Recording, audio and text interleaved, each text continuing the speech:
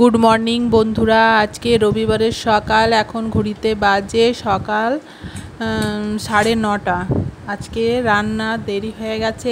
অন্যদিন অফিস থাকে বলে আমার 8:30টার মধ্যে রান্না হয়ে যায়, কিন্তু আজকে 9:30 থেকে আমি আমার রান্না স্টার্ট করলাম। এই দেখো, সকালে ঘুম থেকে উঠে বাসন কটা ধুয়ে নিয়েছিলাম, কিছুটা রাতেই ধুয়ে রেখেছিলাম, আবার কিছুটা এখন সকালে উঠে ধুয়ে নিয়েছি। জল ঝরে গেছে, সব জায়গা মতো রেখে দিচ্ছি। আর আজকে রান্নার মধ্যে করেছিলাম পটল ভাজা, ভাত আর মাংস। আজকে মটন করেছিলাম। এই দেখো, মটনের জন্য আলু কেটে নিয়েছি। ভাবছো তো এতগুলো আলু কেন?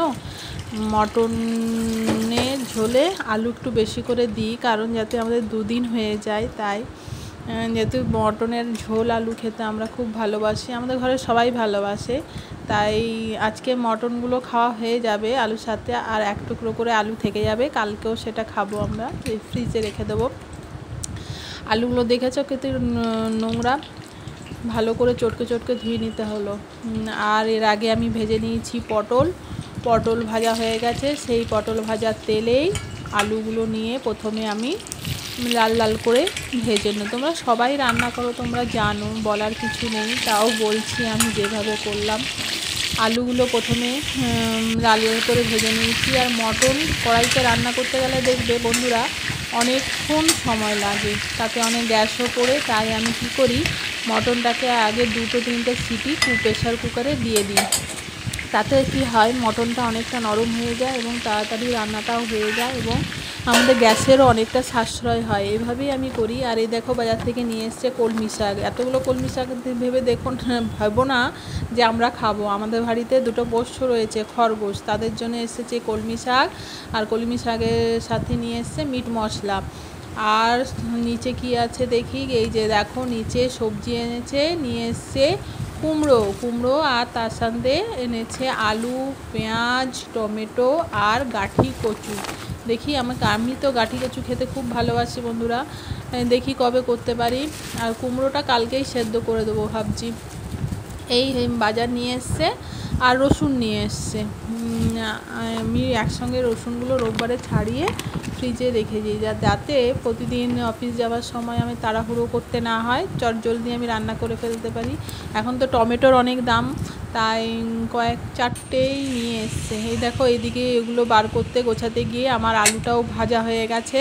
সব আমি তুলে নিয়ে মশলার মধ্যে একটা পেস্ট তৈরি করে নেব, তার মধ্যে মিক্সির মধ্যে করছি। এ দেখো, পেঁয়াজ নিয়ে নিয়েছি, রসুন নিয়ে নিয়েছি, সব মিক্সচার জারে দিয়ে সব পেস্ট করে নেব।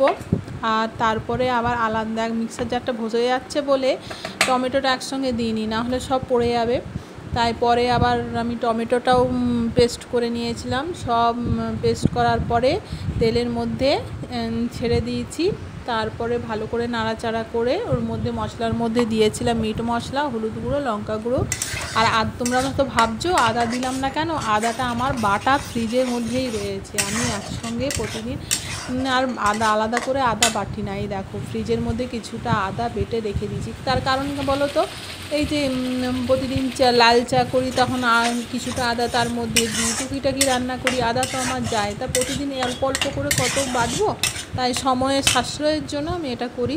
আদাটাকে আলাদা পেস্ট করে ফ্রিজের মধ্যে রেখে দিই। এই দেখো, সব মশলাও দেওয়া হয়েছে, কষানো হয়ে গেছে। এবার তার মধ্যে মাংসটা দিয়ে, এবার আর তোমাদের রান্নাটা ভালোভাবে দেখাইনি, এবারে আমি একদম ফাইনাল লুকটা দেখাচ্ছি লাস্টে গরম মশলা দিয়ে। এই দেখো, আমার লাল লাল মটনের ঝোল কেমন লাগছে বন্ধুরা কমেন্ট করে অবশ্যই জানাবে কেমন হয়েছে দেখতে। আর এদিকে আমি বসিয়ে দিয়েছি ভাত।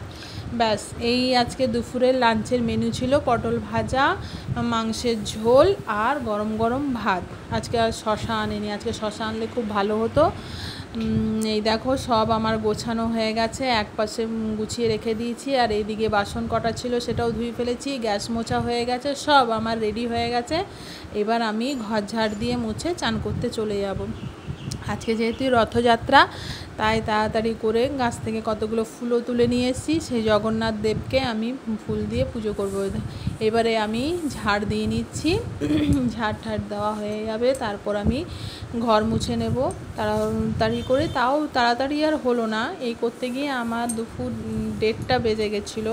সব কিছু সেরে উঠতে আমাদের খেতে বসতে বসতে দুপুর 2টো হয়ে গেছে। এইভাবে আমি প্রতিদিনের সকালে রান্নাবান্না করে নিই।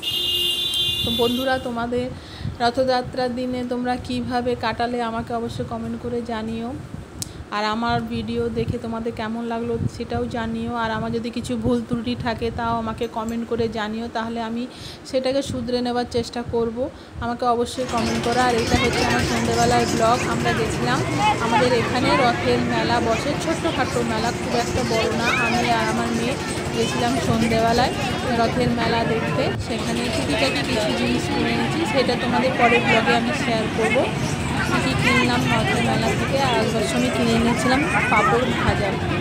ব্যাস, এই হয়েছিল আমাদের ঘোরাফেরা। এখানেই আমার সারাদিনটা এইভাবে কেটেছে আজকে। তোমাদের কীভাবে কাটলো আমাকে অবশ্যই জানিও। আর কে কে রথের মেলা দেখতে গেছে আজকে অবশ্যই জানাবে।